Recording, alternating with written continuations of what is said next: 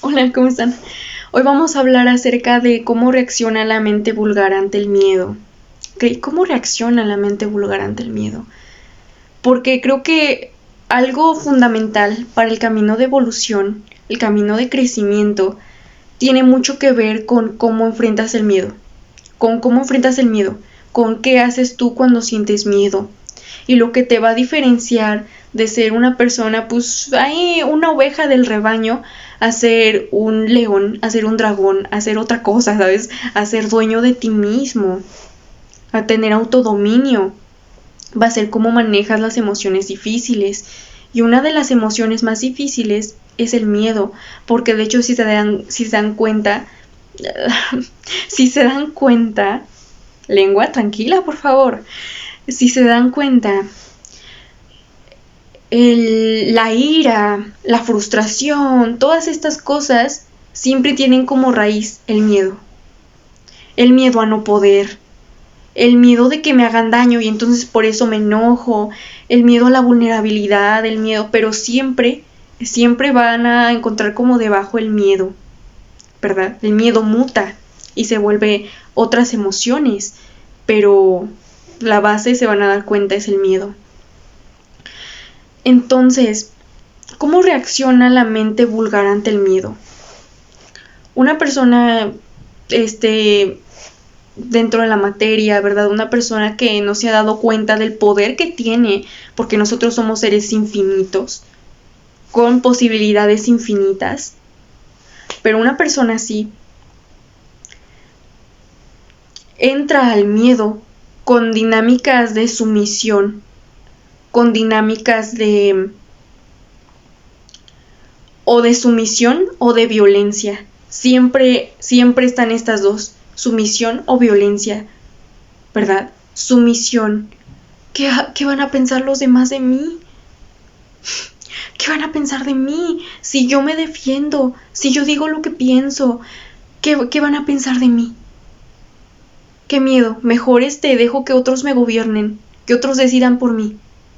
Y luego del otro lado, los que reaccionan con violencia, de que me da miedo y entonces tengo que defenderme y no sé, es como no es denunciar, no es señalar, porque señalar también creo que es un acto de luz cuando se hace bien, pero es como esa idea de este lado están los que se dejan someter y los que reaccionan con violencia son los que someten. ¿Saben cómo? Son los que someten.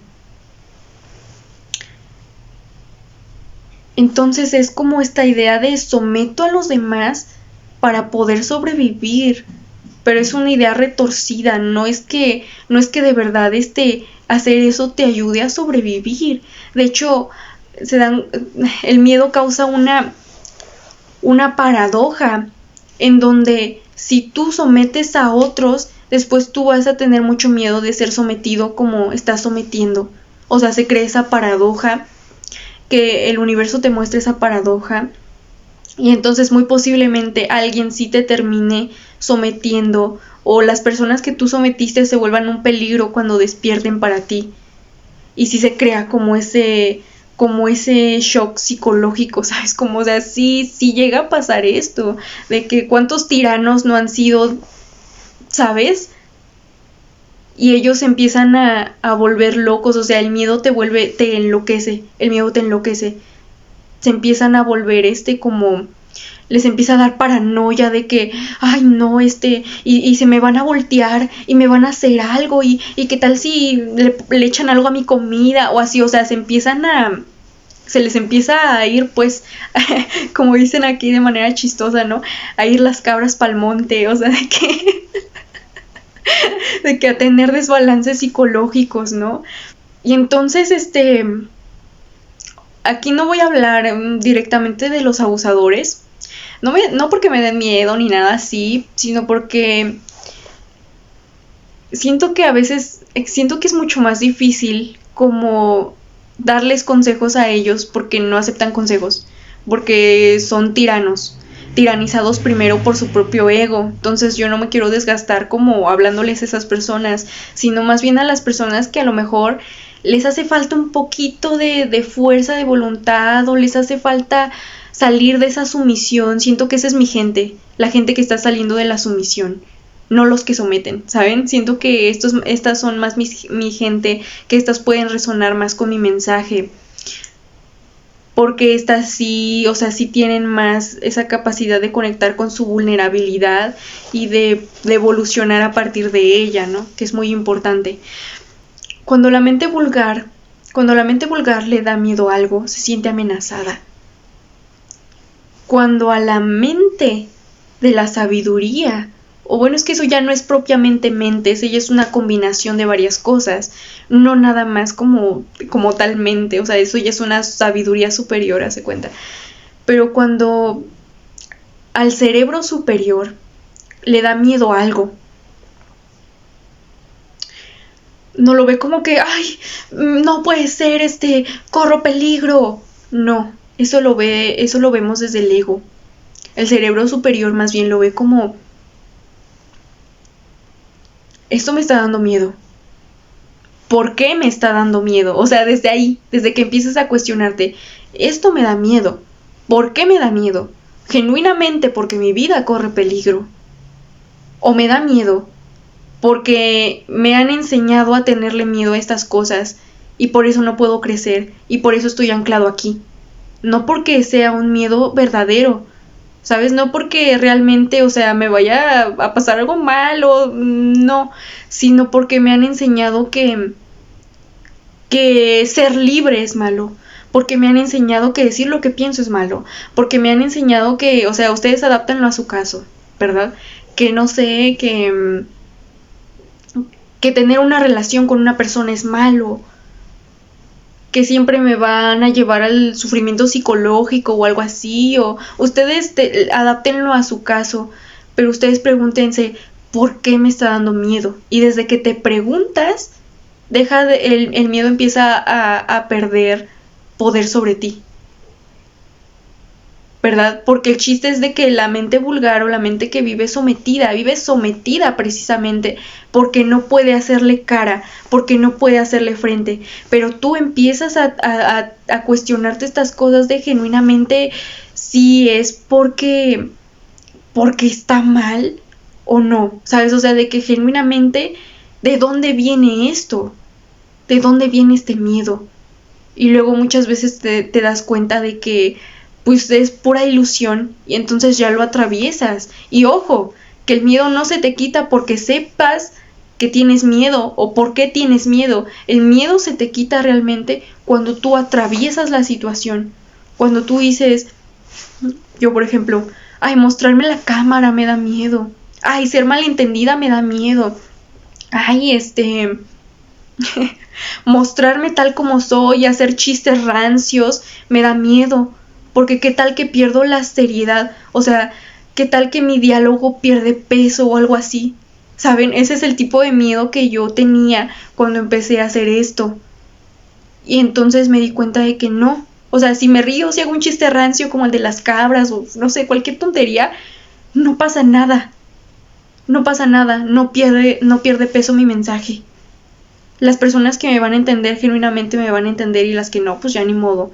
Yo no puedo hacer nada con eso, ¿sabes?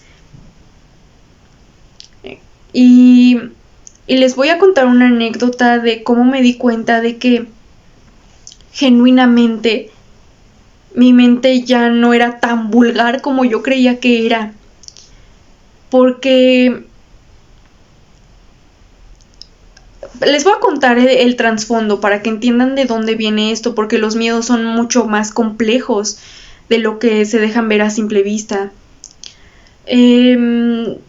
Tuve una infancia y una vida en sí donde fui muy reprimida, ¿verdad? Donde mi voz fue muy reprimida, donde genuinamente no podía expresarme, ¿verdad?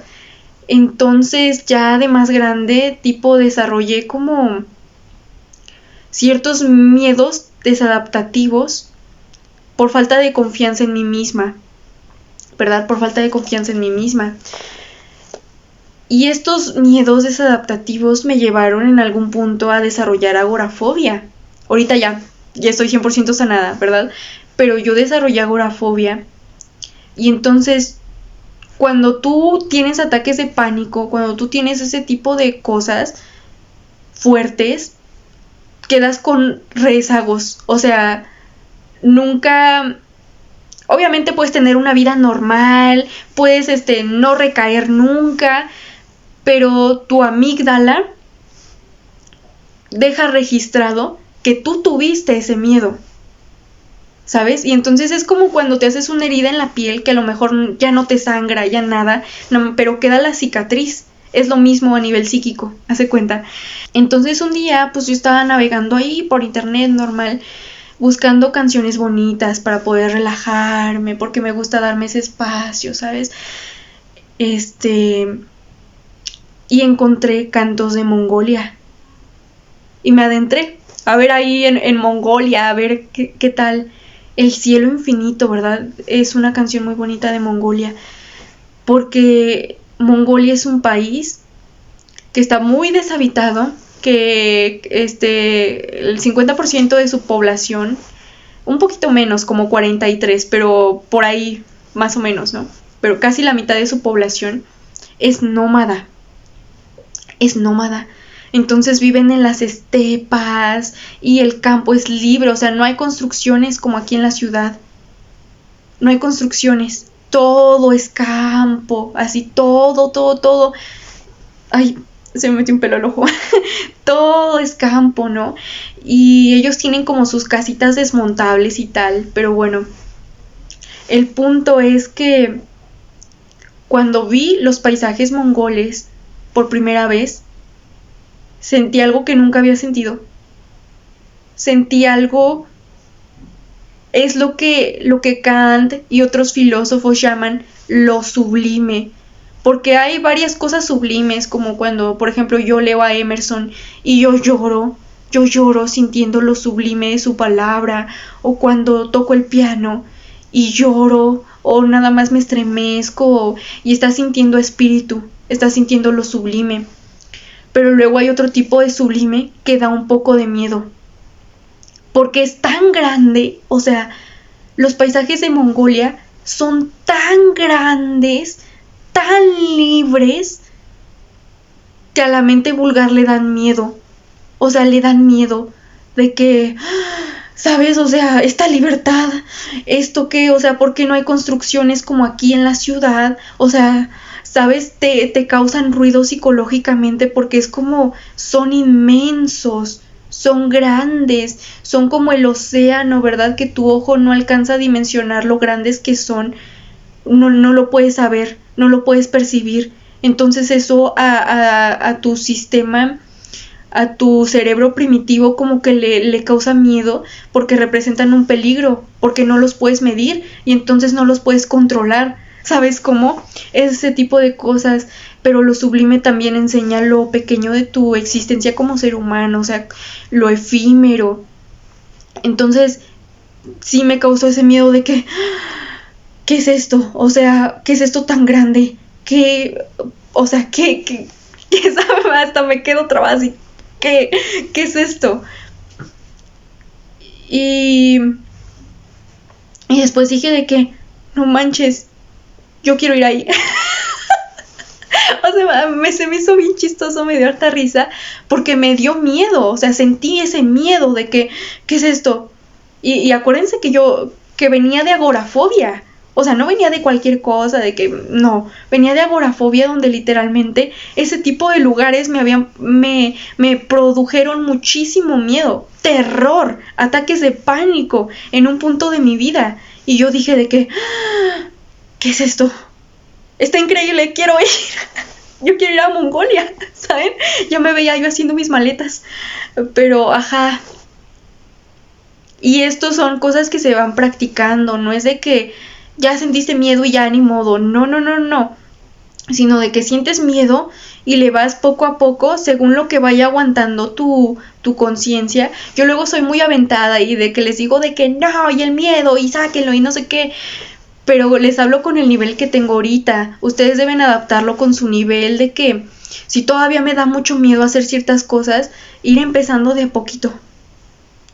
a donde vaya aguantando mi psique, porque tampoco se trata de lastimarnos de más o de destruirnos. La construcción de la fuerza es progresiva, ¿verdad? Lo que ustedes vayan aguantando, y así hasta que vayan limpiando todo el miedo. Así es como se hace, así es como la mente entrenada reacciona al miedo. Ve al miedo y no es de que, pues ya no me da miedo. O sea, si llegas a ese punto de paz en donde genuinamente las cosas ya no te dan miedo después de un tiempo. Pero, ¿cómo sabes cuando venciste al miedo? No cuando deja de importarte, porque eso es como, pues ya X, ya no me importa ya. Sino más bien cuando tú puedes hacer las cosas aún cuando sientes ese miedo. O sea, cuando tú puedes salir allá afuera a decir lo que quieres decir, aunque tengas miedo, aunque estés temblando. Cuando tú puedes, de que vestirte como se te dé la gana, aunque digas, ay, a ver qué me dicen, o a ver, o sea, todavía con ese miedo, pero cuando tú realmente te atreves a hacer las cosas es cuando ya rompiste, o sea, cuando el miedo ya no te gobierna. Y no se trata de que no tengas miedo, porque miedo siempre vas a tener. De hecho, el miedo, cuando tú sanas tu relación con el miedo, te das cuenta de que el miedo sirve para una cosa, o sea, para dos cosas. Sí para subsistir, de que materialmente, como que no me vaya a tirar de un acantilado nada más porque se me ocurrió, ¿sabes? Ese tipo de cosas. Pero también sirve para ver cuando estás creciendo, porque el miedo te muestra los límites del ego. O sea, cuando tú estás creciendo y dices de que, ay, no manches, ¿en serio voy a decirles cobardes? O sea, ¿en serio voy a decir eso aquí en la cámara, donde me pueden ver mucha gente? ¿Saben? Cuando tú dices de que, no manches, ¿en serio voy a poner límites? No manches, ¿en serio voy a hacer esto, voy a hacer el otro? O sea, te da miedo la expansión. La expansión siempre te provoca esa adrenalina, o siempre te provoca como esa sensación de vértigo de que, ay, no, ¿en serio voy a hacer eso? ¿En serio voy a decir eso? ¿En serio me voy a convertir en esa persona? Siempre cuando estás creciendo te vas a dar cuenta de que esas cosas te empiezan a dar vértigo, pero no porque sean malas. Por eso es importante irnos preparando psicológicamente. No pensar de que todo lo que nos causa miedo, todo lo que nos causa dolor es malo, que muchas veces las cosas nos causan dolor porque nuestro espíritu está débil, porque nuestra mente es hedonista, porque está mal acostumbrada, ¿verdad? Porque está mal entrenada, porque está en la flojera y en todo eso. No porque sea malo lo que nos está causando propiamente ese malestar o esa incomodidad. Entonces, ustedes entrenan así su mente y después se van a dar cuenta de que cada que viene una expansión, porque las expansiones vienen en olas, como que de repente te pones a practicar o a entrenar más bien tu carácter y después te viene una ola, ¡paz!, una prueba de carácter. Y entonces pues ya el punto es que al final tú te vas desacostumbrando de esos hábitos o de esas reacciones, pero no es algo que ocurre en automático, o sea, es algo que tú tienes que ir reprogramando.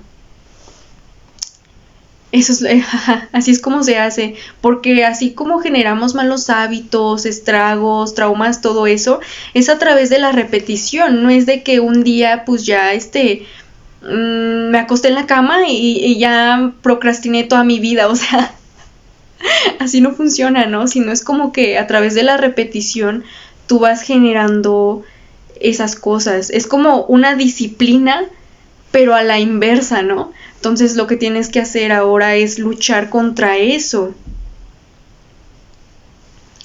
Y siempre, al principio siempre es lo más difícil, pero ya después ya es como que vas agarrando, ¿no? De hecho, así, venciendo el miedo, así es como se forma carácter.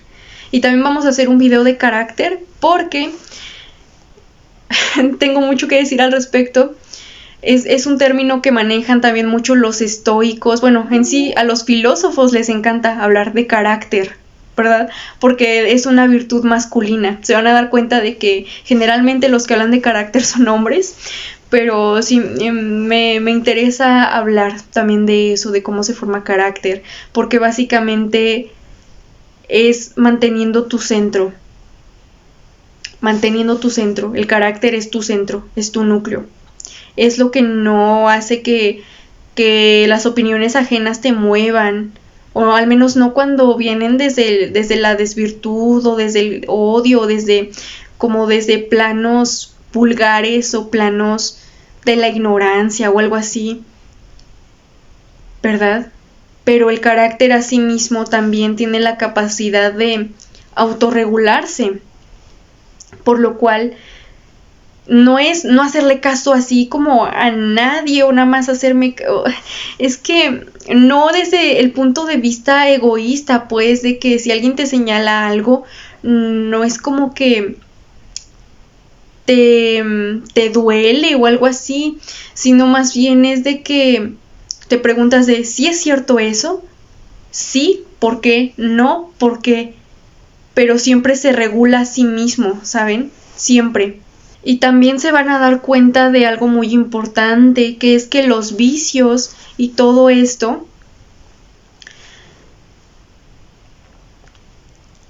se refuerzan. Tú te vas a dar cuenta de qué tanto reforzaste un vicio a la hora de quitarlo, de desmantelarlo. Porque el trabajo que te cueste es lo que lo reforzaste, hace cuenta. Y el miedo se alimenta por los vicios. O sea, por ejemplo, la incapacidad de hacer introspección, de confrontarte, de sentarte contigo, genera un vicio proyectivo, ¿verdad? Que hace que tú proyectes tu malestar y tu sombra en los demás. Porque no puede, o sea, porque verlas dentro de ti te duele mucho. Entonces, de hecho, eso es propiamente lo que les pasa a los narcisistas, a esas tendencias, ¿no? A los narcisistas, a todas las personalidades insanas siempre les pasa esto de que no pueden verse adentro, o si se ven como muy distorsionados, ¿verdad? A todas las personalidades insanas, eso es propiamente la enfermedad, el desequilibrio psíquico, ¿verdad? Entonces, esa incapacidad de hacer introspección, de hacer autocrítica, de analizarme y tal, genera ese vicio proyectivo, ¿no? Se alimenta, pero se va alimentando por el miedo. El miedo al ego, eso lo he visto mucho en la New Age, el miedo a tener ego. Y entonces, como no reconozco mi ego me tiraniza porque lo niego. En el momento en que digo, no, pues sí tengo ego, a ver qué hago con él, ¿sabes? En ese momento es cuando empezamos a integrarlo, pero cuando decimos de que no tengo ego y no sé qué, entonces ese es miedo. ¿Se dan cuenta? Ese es miedo, y los vicios se alimentan por miedo. Es un ciclo vicioso. Tú sientes miedo y alimentas un vicio. Utilizas ese miedo para caer en la irresponsabilidad, para caer en la proyección, para caer en todo este tipo de dinámicas, ¿no? De desequilibrio. Y después ese vicio te sigue generando más y más miedo, porque mientras más desconectado estás de ti mismo, es como un efecto bola de nieve, que al principio te ignoras un poquito y pues bueno, X, no pasa nada, pero después de 10 años de ignorarte, o sea, ¿qué tan grande se ha vuelto el miedo que te tienes a ti mismo? ¿Sabes cómo? Es esa dinámica. Entonces, entre más grande sea el vicio que tienes, más miedo hay subyacente. Y pues obviamente más trabajo te va a costar, pero pues si pudiste hacerlo, obviamente puedes deshacerlo, no es como que no se pueda, nada más que al principio sí cuesta un poco de más trabajo, pero como les digo, es algo que se va entrenando, no es algo que se nazca con ello o algo así, eso no existe.